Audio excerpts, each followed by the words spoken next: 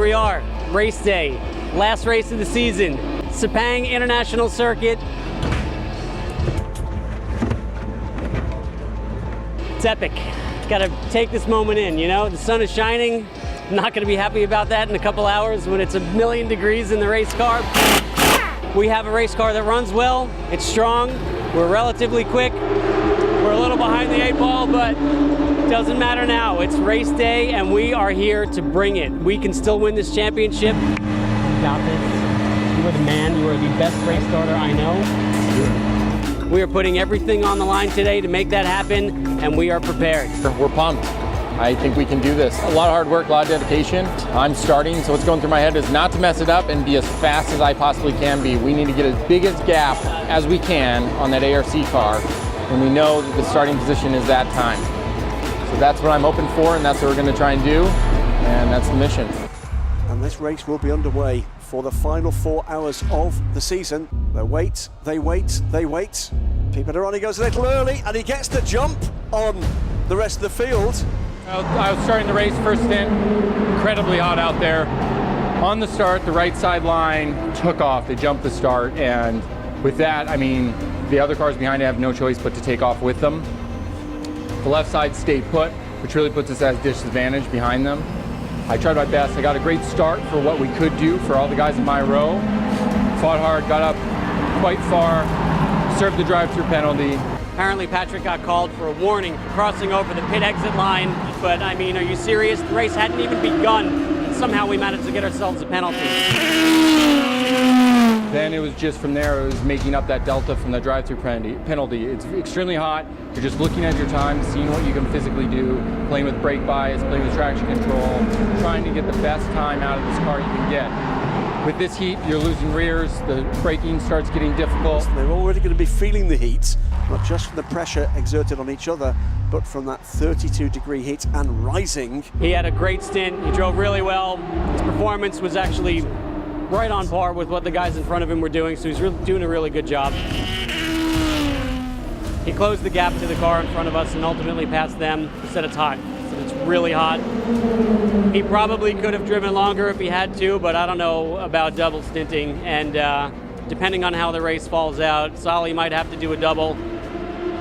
I'm not sure if anyone can in these temperatures. We'll see how Solly holds up, and whether or not he does determines whether or not I do more than my stint and a half. The championship players are all in play here. We're about mid-race, Solly's in the car. We're exactly where we need to be in running order. We are ahead of the Algarve Pro car, who's ahead of the ARC car. If it finishes like this, we will have the championship.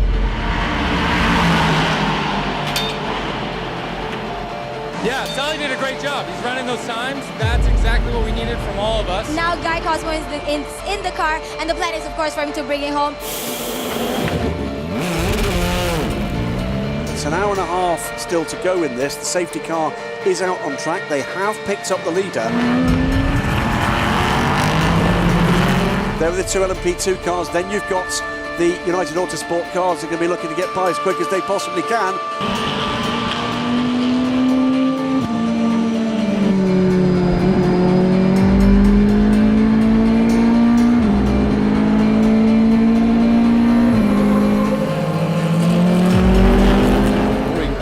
That was a lock up there from the 23 car, Guy Cosmo. He's under pressure though from the Panis Bartes car. That is a battle for third position overall. This is, well, it is coming together, isn't it? It is. 45 minutes or so here. That's 23. It's the 23. It's the 23 car. That is LMP2 AM. And if he can't get that car going, that is the championship gone in the last half hour again. This place, dear me, what is it you serve up in Malaysia here? Well, apart from the heat, I mean, that's the thing. Well, I think that is going to be a crippling disappointment for United Autosports.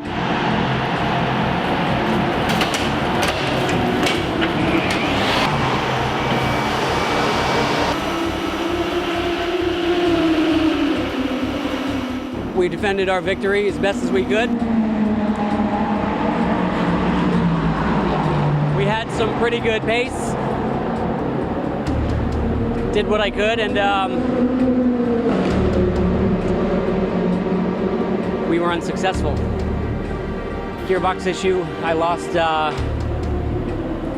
first gear exiting one of the corners.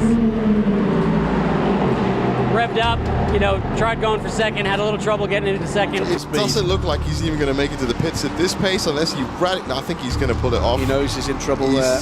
That is awful luck. Yeah, now, let's not forget, by the way, these are our reigning LMP3 champions. Yes. The two of these three drivers. Guy Cosmo, long-time professional driver for the United States, and he's been guiding through the career of Patrick Burke. That is terrible, terrible luck. Tried, you know, driving around it, flipping myself, using the clutch. I gotta sit down. It's hot out. Malaysia, not cool. And, you know, I was only in for like an hour and a half. I was suffering, but I was okay. I figured if I needed to back down my pace a little bit, you know, I could, to try to conserve some energy. Car was really friggin' good. It's like I want to cry. My wife will make fun of me because I usually don't cry no matter how much I'm upset. And I'm a little dizzy, so I think the worst issue is that once we stopped, man, it just flooded me and I was so heat soaked. But this guy. We did what we could. I'm so proud of him. This guy killed it. He rose to the occasion.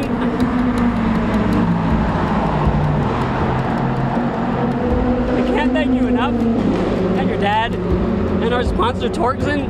I can't even speak now. So yeah, I'll talk a little bit more in a bit when